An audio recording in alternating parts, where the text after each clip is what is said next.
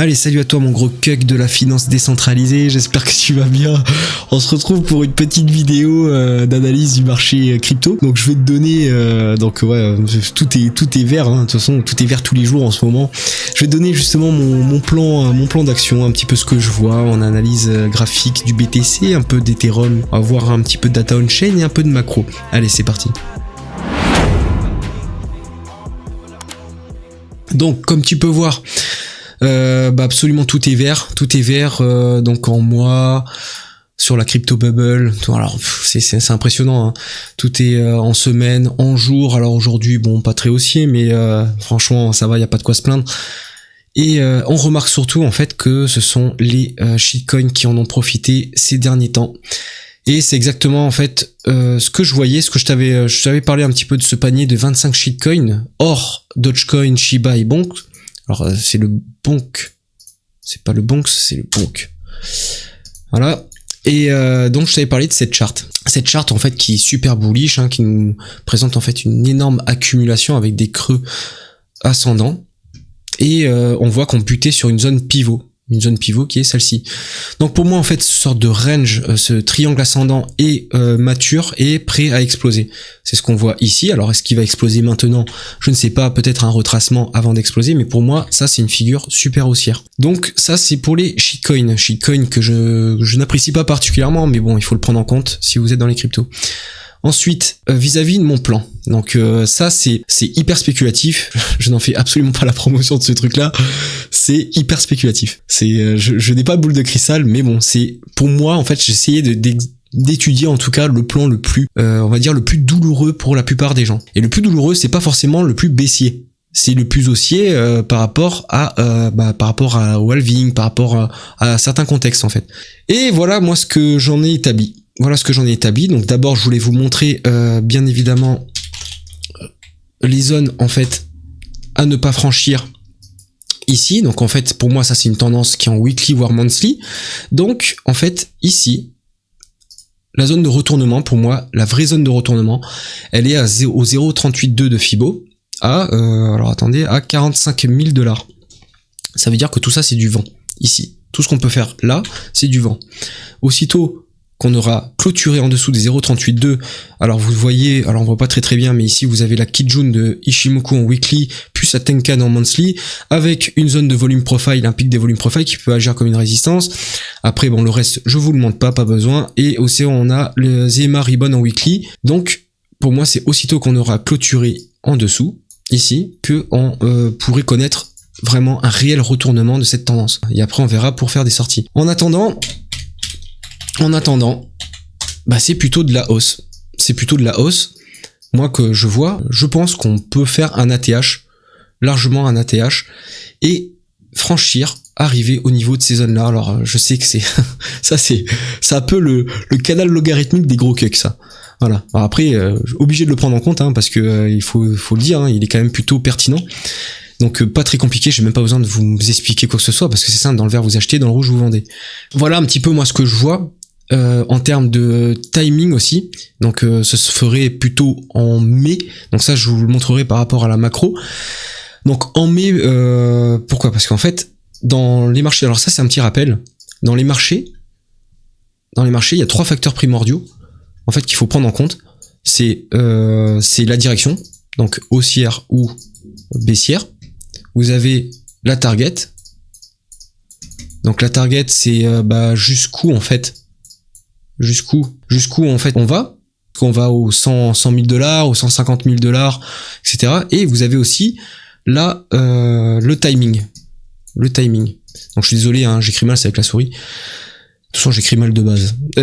Du coup c'est jusqu'à quand? Donc jusqu'à quand? C'est ça le timing.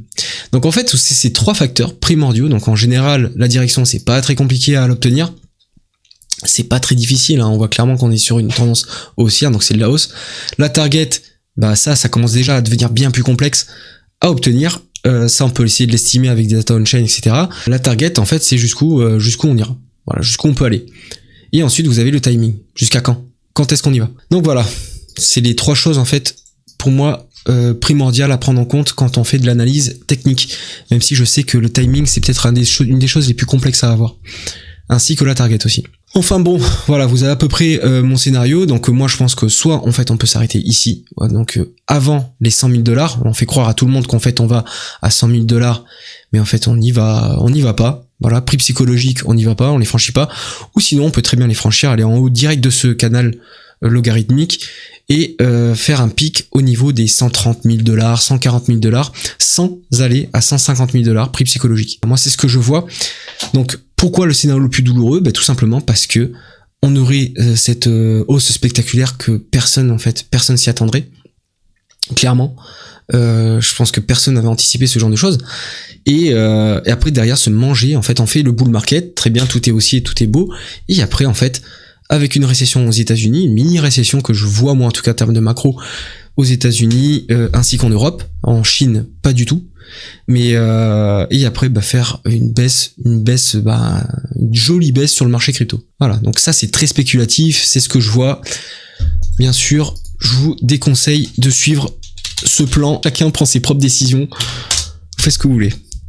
Donc ici on a l'Ethereum, donc Ethereum, moi je vois voilà pour l'instant de la hausse, il n'y a pas de problème. On est sorti de cette zone d'accumulation et on se dirige vers ce petit rectangle rouge qui représente le cercle Fibonacci des 1.618 plus les 1.44 d'extension.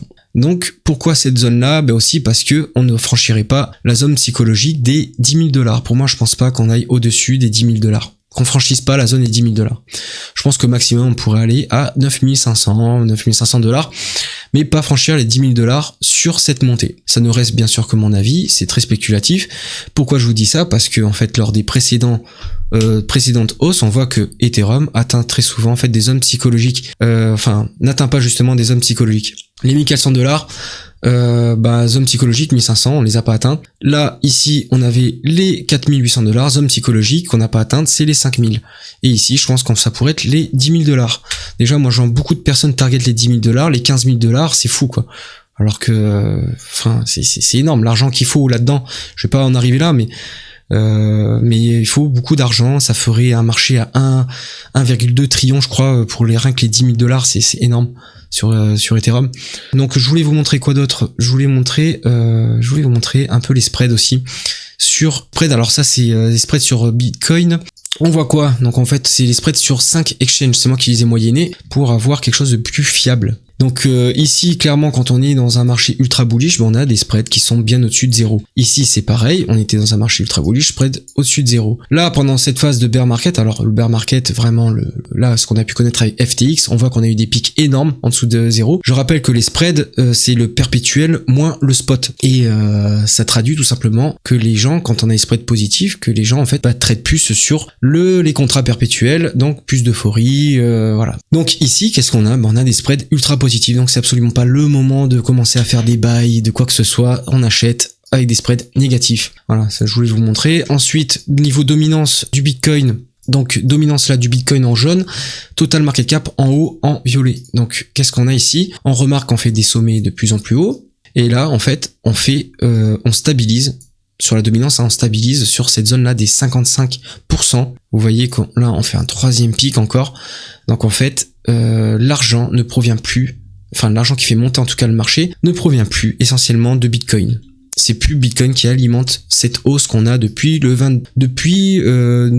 décembre 2022. Donc depuis quand même décembre 2022, ici c'était Bitcoin, donc 2022, Bitcoin qui lidait ce marché. Donc là on voit que ça commence à devenir un peu plus compliqué. Pour moi je pensais qu'on pouvait atteindre sur la dominance les 0,618 de Fibo, de tout ce retracement là, et on peut très bien y arriver, y a pas de problème, mais pour moi je ne pense pas, et je pense qu'on va chuter sur la dominance du BTC. Ça n'empêchera pas au marché de monter, enfin en tout cas à Bitcoin de monter, mais qu'on va chuter sur cette dominance du BTC pour foutre tout cette oseille dans les altcoins, et éventuellement aussi dans Ethereum qui a pas trop chuté, en fait, qui est resté plutôt stable, au niveau de sa dominance. Donc lui il peut monter, mais sa marge de hausse est plus faible que celle des altcoins. Celle des altcoins, on voit bien qu'il y a une marge quand même de hausse bien plus spectaculaire, qui pourrait avoir lieu. Ici, la dominance des alts en big cap, donc en excluant le top 5 du market cap, se situe à 19%. Moi, je la vois bien revenir à 34%. Si d'ailleurs on revient ici, moi je commencerai à avoir des ventes. Sur les small caps, ici, en rose clair, on est actuellement à 4%, enfin plutôt 5% de dominance. Moi, je la vois bien revenir à 15% de dominance. Je vois bien donc cette hausse continuer. La dominance des stablecoins qui baisse très vite. Selon moi, ça baisse trop. Pourquoi? Parce qu'on n'a pas assez d'injection d'argent dans les stablecoins, je trouve. Ça, je pourrais vous le montrer peut-être plus tard. Je vais pas vous le montrer maintenant dans cette vidéo. Je vous montrerai peut-être plus tard. Mais en tout cas, ça c'est je trouve c'est un peu le point inquiétant. On baisse pour moi trop vite sur la dominance des stablecoins. Voilà, j'ai pas envie de voir des creux commencer à être pétés. Enfin, pour moi, on se rapproche sensiblement des points extrêmes. Enfin bon. Ici, les wallets en profit réalisé, donc toujours en hausse. C'est un indicateur que j'ai moi-même mis en place. Donc bien sûr sur des bases en fait qui existent déjà sur TradingView via Into the Block. Et en fait, je vois toujours de la hausse jusqu'au à peu près 60% des wallets en profit réalisé. Donc quand tout le monde vous dit que tout le monde est en profit réalisé, c'est faux, c'est pas vrai. Et voilà les données en fait qui permettent de le prouver. Donc ici, on attend toujours en fait un retour sur la zone des 60% de Fibo, de 60% des wallets en profit réalisé. Ici, c'est la moyenne des adresses à plus de 10 millions de dollars par crypto. Donc un panier de 20 cryptos que j'ai moyenné. Ici, on remarque qu'on a juste en fait 60 adresses qui sont à plus de 10 millions de dollars. Et en fait, ce n'est pas si haussier que ça quand on voit la hausse sur le marché crypto. Et moi, je m'attends en fait à revenir dans des zones plutôt extrêmes avant de commencer à initier des ventes. Donc ici, plutôt à 130 adresses à plus de 10 millions de dollars, voire à 250 adresses. Ici, sur les adresses à 100K, donc 100 000 dollars par crypto, on est actuellement à 2430 adresses. Enfin, 2000 euros, on s'en fout, pas besoin d'être hyper précis. 2500 adresses. Et je m'attends à un retour sur les 7000 adresses. On voit bien que pour l'instant, en fait, on n'a pas de hausse spectaculaire. Donc, pas besoin de s'inquiéter.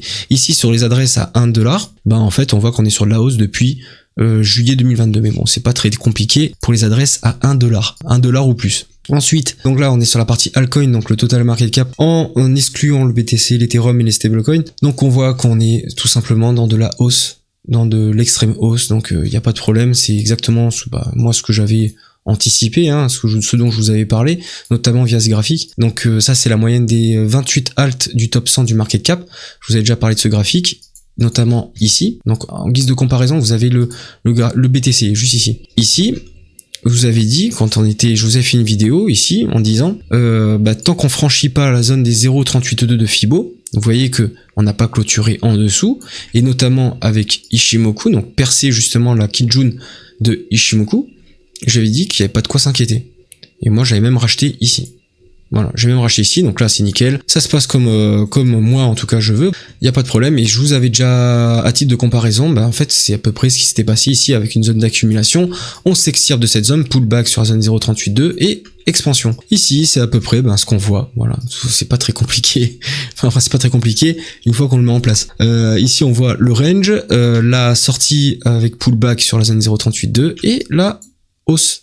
Voilà. Ensuite, c'est ce que j'ai fait. Alors là, c'est la dominance de ce que j'ai fait précédemment là, ici, de ce panier de 28 altcoins du top 100 du market cap. Ça, c'est sa dominance. Donc moi, ce que je vois sur sa dominance, c'est une zone neutre en jaune, une zone d'achat en vert et une zone rouge, donc de vente en rouge. Et en fait, moi, je vois bien le cours revenir ici pour commencer à initier des ventes. Sinon, on peut très bien aller ici, que BTC hausse trop fortement, qu'ils prennent toute la dominance, et que les attentes, pas forcément pâtissent, mais montent moins fort que le BTC, et après on pourrait avoir un peu, comme ici, une sorte de V-bottom, et ici aussi, et monter direct.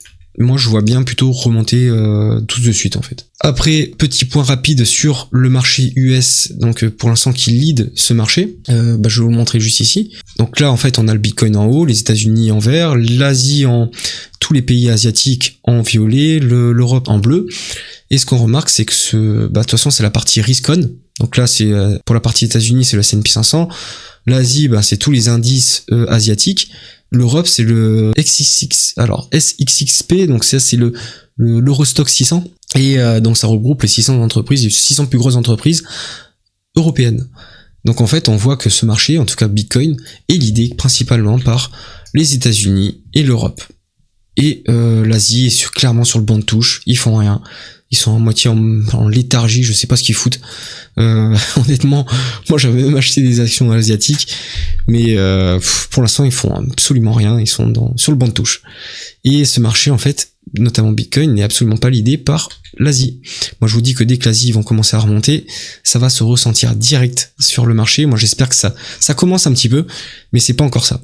Donc bon, le marché est principalement l'idée, notamment crypto, et principalement l'idée par l'Europe, enfin surtout par les États-Unis, par l'Europe. Et on le voit avec ce graphique que je vous ai déjà montré. Mais en fait, on peut voir que le BTC, en tout cas la crypto, est très lié en fait aux actions mondiales. Donc j'ai fait ce petit panier moi-même et pour l'instant, en fait, c'est de la hausse. Donc moi, j'espère qu'on va sortir de cette zone un peu pivot par le haut, mais je vois pas en fait vis-à-vis de la macro une hausse trop importante. Pourquoi ? Parce que au niveau du chômage US, comme vous pouvez voir ici, donc on a 3,7%. Ici, on a une moyenne mobile. À chaque fois qu'on franchit cette moyenne mobile, ça pue la merde. Ça pue la merde. Et en fait, on est presque à la franchir. Moi, ce qui me permet à chaque fois de voir qu'on ne franchira pas, en tout cas pour l'instant, que l'emploi reste plutôt résilient en tout cas, c'est le nombre de demandeurs d'emploi en weekly. Pourquoi ? Parce que ça, c'est mis à jour toutes les semaines sur les chiffres économiques que vous pouvez retrouver sur les indicateurs de chiffres économiques. Vous avez Forex Factory, juste ici, tac, Forex Factory, voilà, et vous les retrouvez ici, juste ici. Vous les retrouvez toutes les semaines. Donc ça nous permet quoi ? En fait, ça nous permet de voir que il n'y a pas pour l'instant de hausse sur le nombre de demandeurs d'emploi, donc pas de hausse à prévoir sur le taux de chômage, tout simplement. Pour moi, tant que je vois que c'est résilient, et surtout qu'en fait cette moyenne mobile est tranquillement en train de baisser, et moi dès qu'on aura un croisement de ces deux courbes, que là je commencerai à voir peut-être un retracement sur le S&P 500. Ici, vous avez en corrélation bien sûr les taux directeurs qui seront corrélés bien sûr au chômage. Donc dès qu'on reverra du chômage apparaître sur l'économie US, on reverra forcément les taux de la Fed chuter. Et c'est comme ça que ça fonctionne, vous pouvez le regarder, vous pouvez le backtester. Je vais pas vous le montrer là parce que sinon ça va être trop long. Et donc moi je revois bien là en fait les taux chuter avec un croisement des taux longs avec les taux courts qui nous indiquerait une chute potentielle sur le marché US qui pourrait nous entraîner en fait une correction sur le marché crypto. Pour l'instant, on voit qu'on a encore le temps. Pourquoi ? Parce que on a les taux anticipés de la Fed. Donc là, je vais vous le mettre. Les taux anticipés de la Fed. Voilà. Donc on voit quand là la prochaine échéance de la courbe pour les taux directeurs de la Fed donc seront le 20 mars 2024. Donc on sera à 97% sur une stabilisation des taux. Ensuite, le 1er mai, on sera à 73% sur une stabilisation des taux. Moi, je considère que ces chiffres-là sont pertinents à plus de 80%. Tant que ça reste en dessous, ça peut bouger très très vite. Et ça, pour moi, c'est le timing d'une potentielle chute forte sur le marché US, une reprise du chômage, une reprise de tout en fait. Voilà. Donc ça, c'est pour moi, c'est vraiment le point important, en tout cas à surveiller. Allez, du coup, j'en ai fini. Donc comme vous avez pu voir. Pour l'instant, moi, c'est toujours de la hausse. Je vois toujours de la hausse, même sur le BTC. Je pourrais remettre le petit plan. Toujours de la hausse. Donc tout ça, c'est spéculatif. Je vous dis, faites très attention. J'ai pas de boule de cristal.